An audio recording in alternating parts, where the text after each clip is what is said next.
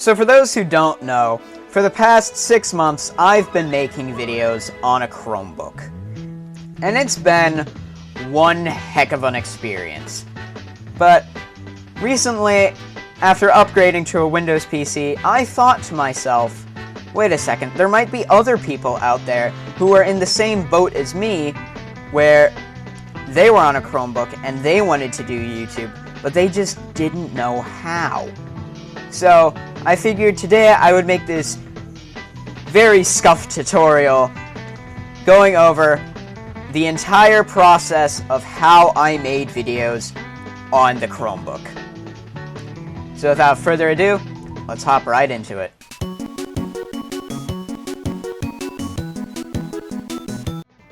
Alright, so now that we're here outside of the world of digital realm, the first thing we're going to want to do with our Chromebook is we're going to want to get the screen recorder. So for that, you're going to go into the Play Store, you're going to go over to the search tab, and you're going to type in SV Recorder. Now, it's going to not be the first result. You're going to want to come down here to the one by Mobile VS. I know it's really hard to see it on the camera, but it's going to be this one, and you're just going to want to click install, which would be what looks like the big glowing button there.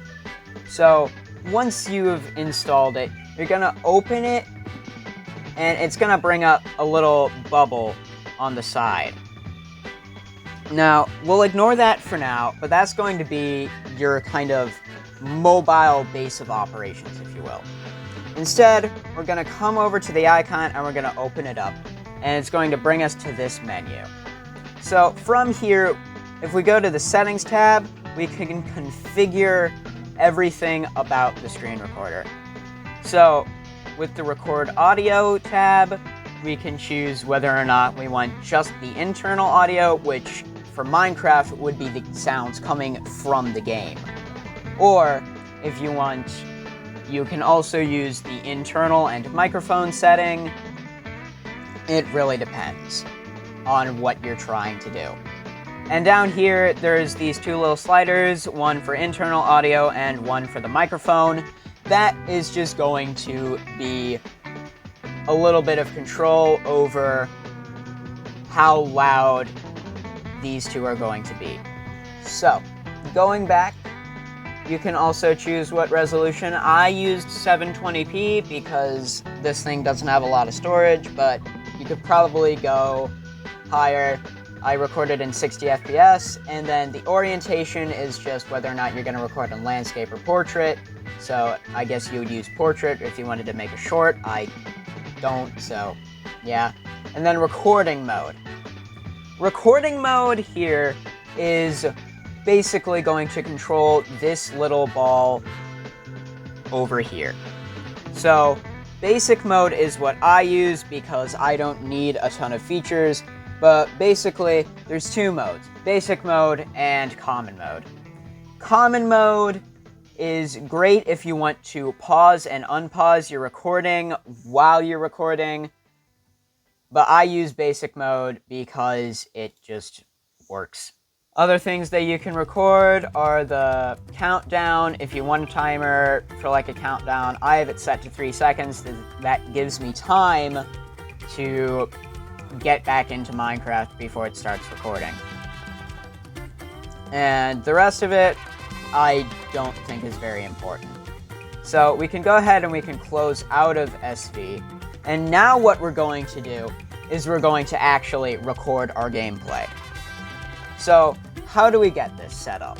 Well, you're going to want to come over here and you're going to want to click this big record icon right up here. And it's going to bring up this weird window, so just minimize that, click built-in display, and click share.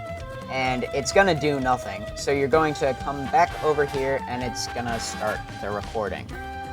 From here, what we're going to do is we're going to immediately stop the recording, because the first time that you record with SV Recorder after opening the floating ball over here is it is going to just screw everything up. So first recording is always a no-no, just delete it.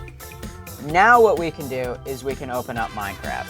So now that we're in Minecraft, you're gonna go over to our good old friend, the floating ball, and you can finally hit your record button.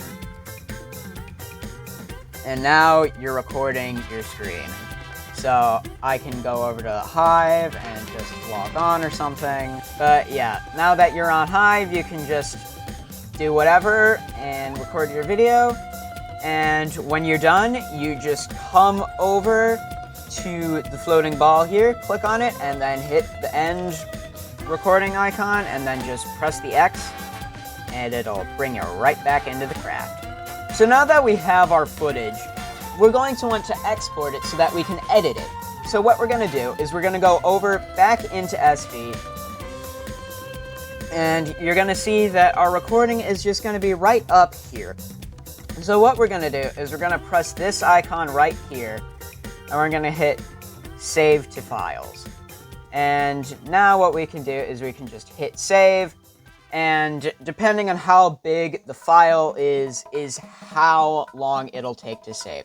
For instance, this is just a 40 megabyte file, so it shouldn't take too long, but one thing that I like to do is I will not close this until I know that the entire file has been exported. So you would just go into Files, you would go into Downloads, and normally what I would do is I would actually name the footage when I was exporting it, but I forgot to do that. So in this case, it would be 2025-08-07. So I would go in here, I would hit the search icon, and I would hit 2025.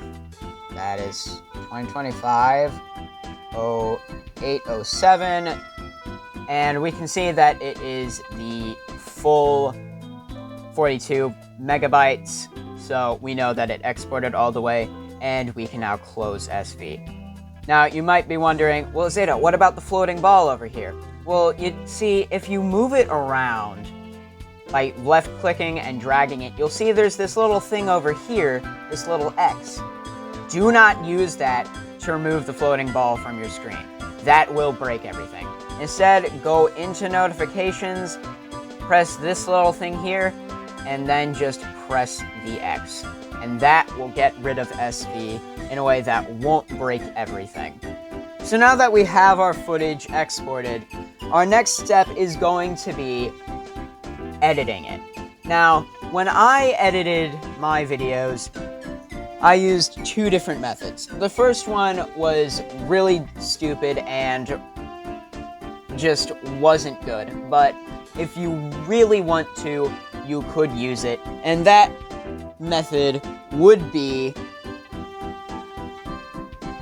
editing in good old iMovie. I'm trying to make this fit in the frame. I would upload all of my footage to Google Drive and then download it off of Drive onto my iPad, where I would edit it in iMovie. That is stupid. Do not do that.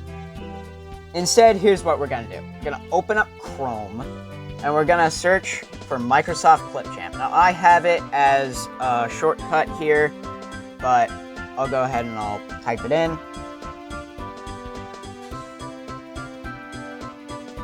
And it's going to be this one, Online Video Editor by Microsoft Clipchamp.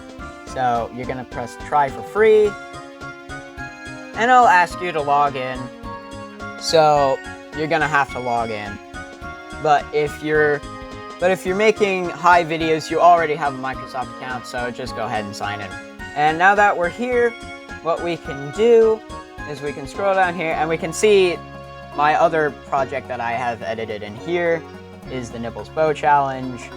So we're gonna press Create New Video. And now we are going to be here in Clipchamp, where we can then proceed to import our footage, and now we can edit it freely.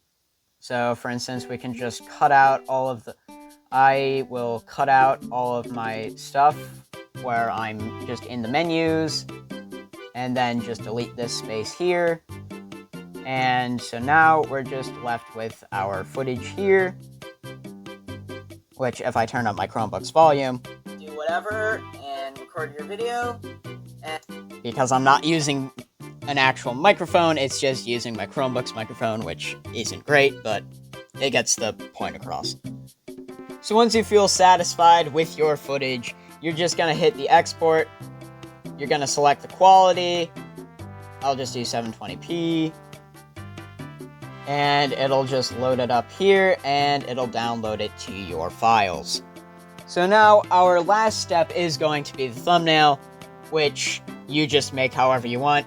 Normally what I'll do is I will just go into the game, get a screenshot for the background, and then I'll use Blockbench to pose the players and things, do a bit of modeling in there, and then really it's up to you what photo editor you use, but for my thumbnails, I would use this. This is Pixlr. It is free and online, but the only problem with it is that, and we can actually come over here and we can see that I have the Nibbles thumbnail over here. But my problem with Pixlr is that with the free version, you can only save 3 images per day, which if you need to edit multiple things for different layers, that could not really work out that well. But one workaround that I have figured out is that you can just open it in an incognito tab and it will reset everything and you'll be able to get 3 more. And once you close your incognito window, you can just open as many as you want until you have finished your project. But really, it's up to you on what photo editor you want to use. I just use Pixlr because I have a lot of experience with it. So that's it. That's how I did YouTube on a Chromebook for the past 6 months. By the time this is uploading, I should hopefully have my new microphone for my PC so that I can actually start uploading videos from there. I'm currently recording this on the Chromebook. But I hope this helped anybody who is currently on a Chromebook. I know there's like 4 of you out there. But I hope this video can help you start your Minecraft YouTube journey if you so desire to make one.